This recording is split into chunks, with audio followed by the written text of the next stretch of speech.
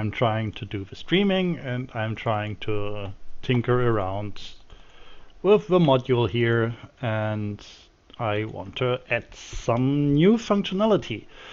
First, the module has to load. You don't see the loading screen because I forgot to add this window, but that is okay, I guess. You will still see the things when it loads. But I can probably just add the window here.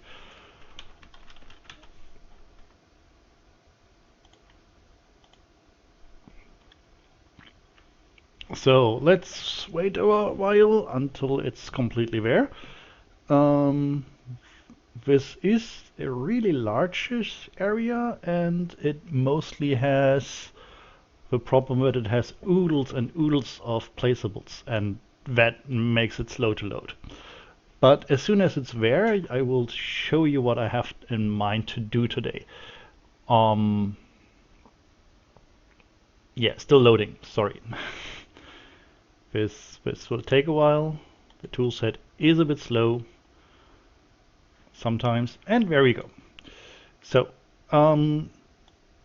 if you had a look at it before, or you know the area I'm working on, the canvas, you know that there is this lion cage here, and we have this slightly bugged trap door. And I should redraw this trigger here.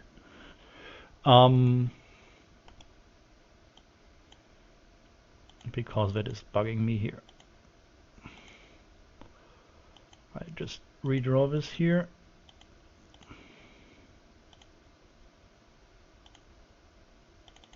Yeah, that looks better.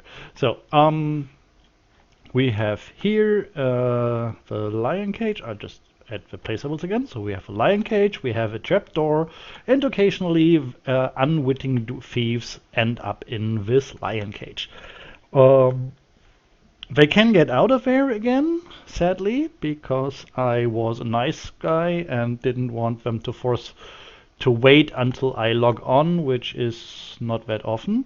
But the sad part is that I then don't know who ended up there, or at least how many ended up there. And I am a nosy person, so I want to know these things. My plan now is to add something. First, I need some wall scroll counting marks. The counting marks I will need. Question is where to put them, where people don't necessarily see them, or at least aren't bothered by them. I have an idea. So these counting marks will be the optical reminder that there is something. And I will also later on add something in terms of scripting or talking. But for now, we just store this here on the counting marks. You just need to adjust the location a bit because it is a bit high and people might notice it. And I don't want them to notice it directly. Even a bit lower. Slightly lower. That's not a floating point value, I know. That is nice. They are not really at the wall, as we are seeing right now. 19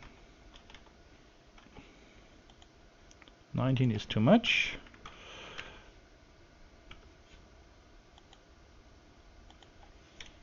Now I have to figure out. You're not seeing this, what I'm doing. Hang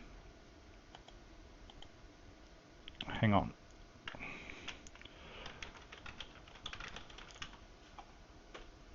I'm just making sure that you see what I'm doing. I am adjusting the location of these scratch marks here. And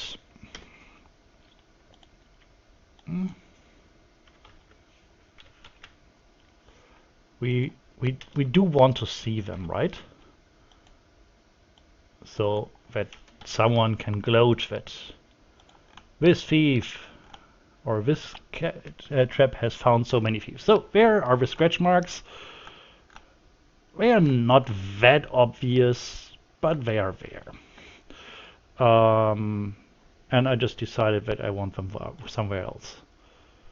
So I'll take the scratch marks, turn them around, and put them on this wall, because that is a bit more out of sight. And out of sight is always better for this kind of things, because, well, it's more an in-joke and less of a thing that people actually should see at the first glance. So they are floating in front of a wall that is not the thing that we want. So I have to carefully adjust the location so that they just not vanish into the wall, and I have to move them down a tad so that it's more something on the bottom of the thing. I can go even down lower, maybe to 7. No, 7 is too much. 6, 5. Yeah, that's nice on the bottom of the thing. So it's something that you can imagine this guy scratching the marks occasionally and then going back to his post. The marks should be scratched whenever someone gets trapped within the lion cage. So we have this nice door trap thing, which is a script which just checks if there is an intruder, and if the intruder is there, he gets trapped. So to this I will add a small function to add scratch marks. Count intruders.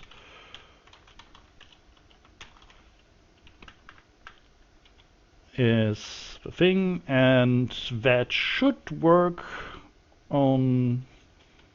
Actually, it doesn't need to work on anything, but I will make it work on the doorman, so that I can later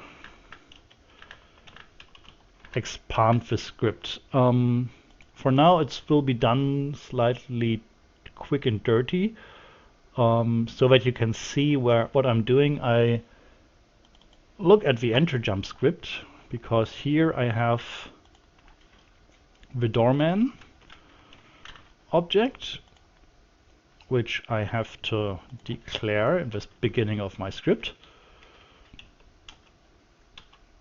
And I probably should know how to manage the variable here.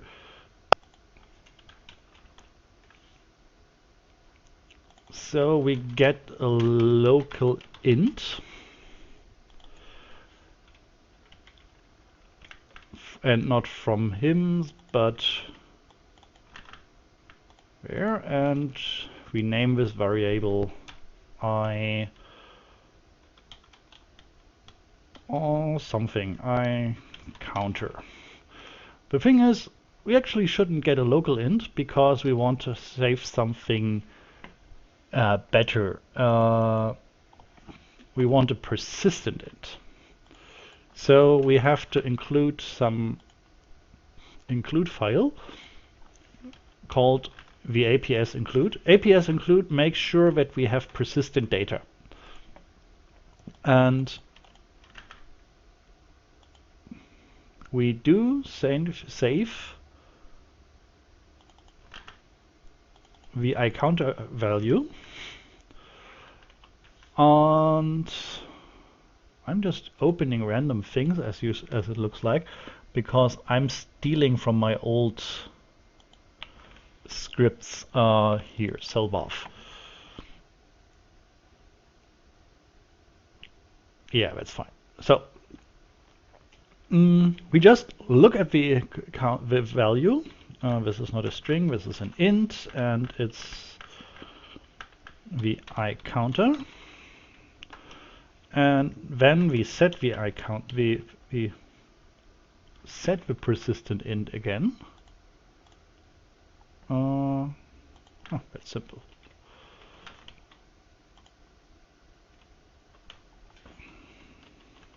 So now I will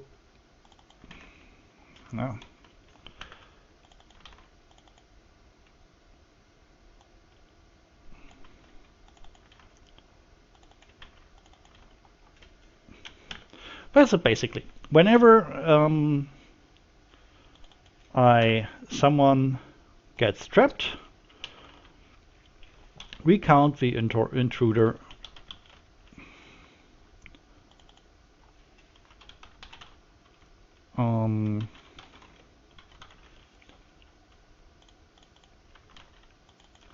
and adjust this persistent counter by a 1.